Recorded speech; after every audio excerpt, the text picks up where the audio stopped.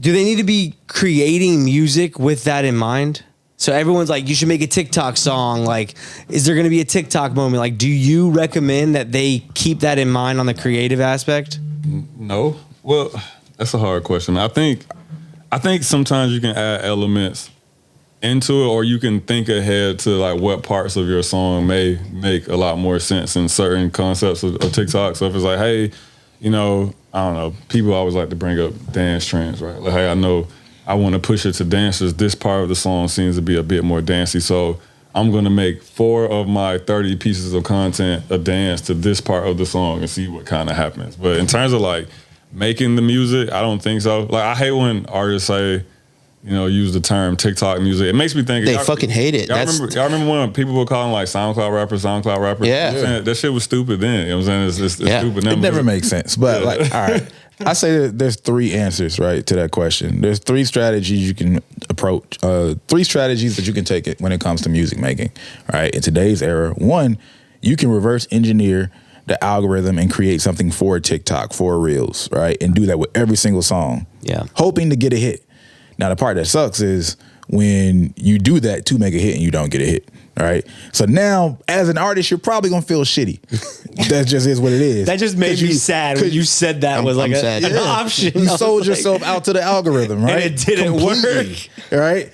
Then option 2 is I'm going to create music, but I'm going to add those elements, right? Mm-hmm. So it might be at the end of the song, I might find something to be TikTokable, right? Or it might Caitlin's? Are you talking about the Caitlyn? Someone mentioned her. You broke right? ass, cheap ass. Someone mentioned her, right? Yeah. And that was a perfect example. The end of her song. I still haven't heard the song. It was at the very end. Even if you would have listened to it, you might have stopped listening by, you know, thinking like, oh, okay, this is a cool song, 2 minutes in. You also could have it at the very beginning. It could be in the chorus, right? It could be a bar. It could be anywhere in the song, right? But it's up to you to know where that is, and then you market that part of the song, not necessarily, you know, the whole song, right? Yeah. So that's adding it into the song intentionally.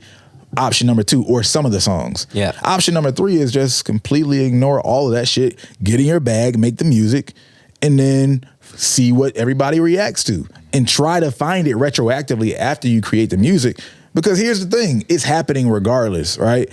Even if you create music in a hole with nobody's consideration, the part that's gonna go is gonna be the most TikTokable part, right? Or the part that resonates with people the easiest. Yep. Just because you didn't consider the algorithm doesn't mean that when it gets packaged and it works, it's not gonna be that same formula. You just get to feel better about it, which is cool, right? So you have those options. Consider it completely, go a little hybrid, or completely say, nah, I'm an artist and I do my own thing. And see, that last option, cool. That's the one just based on like seeing comments on some of our posts. I just already know that artists hate the idea of changing their music at all to match any type of platform. That is the ultimate like stab in the heart. But why not grow?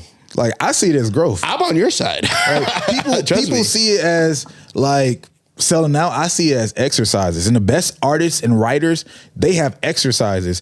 One of the most viral songs on TikTok right now is JID's 151 Rum. Like, it's been catching crazy momentum last week. Yeah, like 2-year-old song. Yeah, man. 2-year-old song. Nobody is just 2? Is it? I feel like that shit's even older, bro. It was on Forever Story, I think. Was it on the second one? It was on DiCaprio too, I thought. So that's like 3 years maybe. It might be even older. Yeah. I'm saying, like, nobody's gonna tell me that Jid sat down and wrote that shit just for TikTok. If you were listening to that song when it came out, there's no way you listened to that song and thought TikTok, right? But for whatever reason, people decided like, hey, we like this right now, or this matches a moment in my life, or this matches a creative concept that I have. I'm gonna do something with it, and the whole temperature around it changes. You know what I'm saying? Yeah. My favorite is the 3-6 Mafia half on a sack. Going stupid with like the penguins from Madagascar filter. I'm saying, bro. Like, 3-6 Mafia. This is such a perfect example, both of what y'all just said, of that third option I said in terms of creating music without the algorithm in mind, because it's going to happen regardless. Y'all just talked about instances where, well, Shakori, we know that Jid didn't make it with the algorithm in mind in that way. But you go back to 3-6 Mafia, like when he was talking, I was thinking about in 2019, Harry Belafonte was going viral on TikTok. Oh, yeah. So like this is from the 50s, dog. Like, like in the other song was going viral was Kate Bush running up the hill, right? Like TikTok did not exist, so they were not making it with TikTok in mind, right? So it's like you can create if the music's good enough and it has those parts, it's going to rise to the top one way or another. It just is what it is.